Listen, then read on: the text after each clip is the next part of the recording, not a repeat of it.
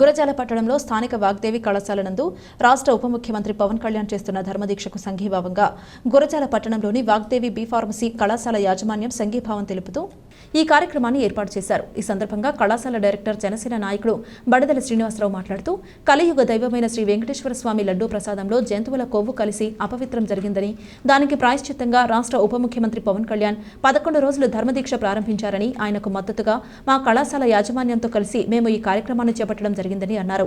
ఈ కార్యక్రమంలో విద్యార్థులతో పాటు కళాశాల ప్రిన్సిపల్ కిషోర్ బాబు, డైరెక్టర్ ఉల్లి సుబ్బారావు, చిన్నబ్బాయి, నవలూరు పుల్లయ్య, అక్కేశ్వరరావు తదితరులు పాల్గొన్నారు.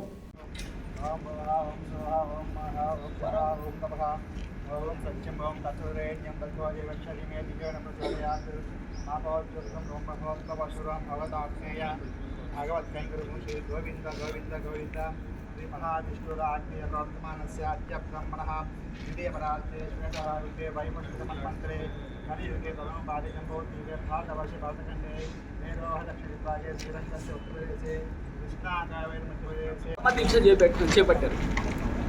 ఎందుకంటే ధర్మానికి హాని కలిగింది. తిరుపతిలో కల్తీ పదార్థాలతోటి మరి వెంకటేశ్వర స్వామి నిత్యం ప్రసాదంగా స్వీకరించే భక్తులు భారతదేశం కాదు ప్రపంచం అంతా ఉన్నారు. ఆయన దర్శనం చేసుకొని ఆయన ప్రసాదాన్ని తీసుకుపోయి అందరికీ పూజ చేసుకొని పెట్టేవాళ్ళు.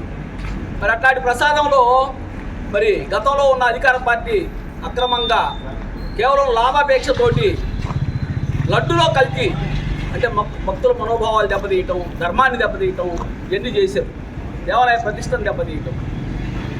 కాబట్టి అది టెస్టులో కూడా రుజువైంది.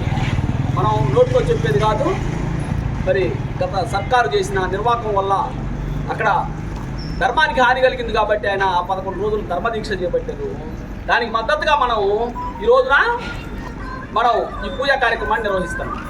తిరుపతి వెంకటేశ్వర స్వామి గుడిలో జరిగిన అపచారానికి ధర్మదీక్ష చేపట్టారు.